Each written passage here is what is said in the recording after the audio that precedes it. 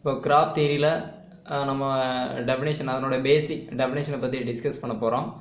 இது நம்ம வீடியோவில் பார்ட் 3. பார்ட் 1 பார்ட் 2ல் சம் டெஃபினேஷனை பற்றி ஆல்ரெடி நம்ம டிஸ்கஸ் பண்ணியிருக்கோம். அதோட வீடியோ லிங்கை இந்த டிஸ்கிரிப்ஷன் பாக்ஸில் கொடுத்துருக்கேன், கிளிக் பண்ணி பார்த்துக்கோங்க. அப்போ அதனுடைய கண்டினியூட்டிஸ் உங்களுக்கு புரியும். வாங்க நம்ம வீடியோக்குள்ளே போகலாம். இப்போ நெக்ஸ்ட்டு டெஃபினேஷன் ஐசோலேட்டட் வெர்டெக்ஸ். இப்போ ஐசோலேட்டட் வெர்டெக்ஸ் அப்படிங்கிற என்ன அப்படின்னா, a vertex having no incident edge is called an isolated vertex. எந்த ஒரு வெர்டெக்ஸுக்கு எந்த ஒரு எட்ஜுமே இன்சிடெண்ட்டாக இல்லாமல் இருக்குதோ, அதாவது லோன்லியாக இருக்கும், அதுக்கு எந்த ஒரு எட்ஜஸுமே எப்படி இருக்காது அப்படின்னா இன்சிடெண்ட்டாக இருக்காது. ஸோ அந்த மாதிரியான வெர்டெக்ஸை என்ன சொல்லுவோம்னா ஐசோலேட்டட்னு சொல்லுவோம். இங்கே இந்த கிராஃபை பொறுத்தளவு பார்த்தீங்க அப்படின்னா இது இன்சிடெண்ட் ஆன் E1ஓட இன்சிடெண்ட் ஆகிருக்கு. இங்கே V4ங்கிற வெர்டெக்ஸ் E2ஓட இன்சிடெண்ட் ஆகிருக்கு. இங்கே V1ங்கிறது 2 எட்ஜஸோட இன்சிடெண்ட்டாக இருக்குது. ஸோ அப்போ இது எல்லாமே ஐசோலேட்டட் கிடையாது. எதுக்கு மட்டும் இன்சிடென்ட்ஸ் இல்லை, இந்த V3க்கு மட்டும் இன்சிடெண்ட் இல்லை. ஸோ அப்போ இது மட்டும் லோன்லியாக இருக்குது. இதை ஐசோலேட்டட் வெர்டெக்ஸ்னு சொல்லலாம். இப்போ அடுத்து பெண்டன்ட் வெர்டெக்ஸ் அல்லது எண்ட் வெர்டெக்ஸ். இது பார்த்தீங்கன்னா சிம்பிள் லாஜிக் தான். A pendant vertex is a vertex if only one edge is incident on it. எந்த ஒரு வெர்டெக்ஸ்க்கு ஒரே ஒரு எட்ஜ் மட்டும் இன்சிடெண்ட் ஆகியிருக்கோ அந்த வெர்டெக்ஸ் பெண்டன்ட். இப்போ இங்கே V2க்கு ஒரு எட்ஜ் மட்டும்தான் இன்சிடெண்ட்டாக இருக்குது, V4க்கு ஒரு எட்ஜ் தான் இன்சிடெண்ட்டாக இருக்குது. பட் இங்கே V1க்கு 2 எட்ஜ் இன்சிடெண்ட்டாக இருக்குது. அப்போ இதில் எது பெண்டண்ட்டாக இருக்கும்? V2 V4 மட்டும்தான். ஏன்னா இது மட்டும்தான் ஒரே ஒரு எட்ஜோட இன்சிடெண்ட் ஆகிருக்கு. ஸோ அதுதான் நம்ம என்ன சொல்லுவோம் அப்படின்னா பெண்டன்ட் வெர்டிசஸ் அல்லது எண்ட் வெர்டிசஸ்ன்னு சொல்லுவோம். ஸோ அதுதான் எக்ஸாம்பிளில் சொல்லியிருக்கோம்.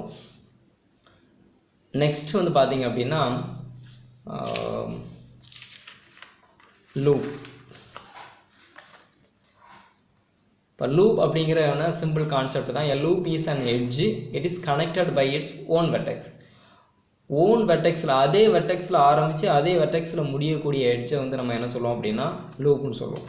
ஸோ இங்கே இப்போ V2ங்கிற வெர்டெக்ஸில் பார்த்தீங்க அப்படின்னா அதே வெர்டெக்ஸில் ஸ்டார்ட் பண்ணி அதே வெர்டெக்ஸில் முடிஞ்சிருக்கு. ஸோ இந்த மாதிரியான ஒரு எட்ஜஸ் எட்ஜை என்ன சொல்லுவோம் அப்படின்னா லூப்னு சொல்லுவோம். அப்போ இங்கே E2ங்கிறது இந்த கிராஃபில் உள்ள லூப்.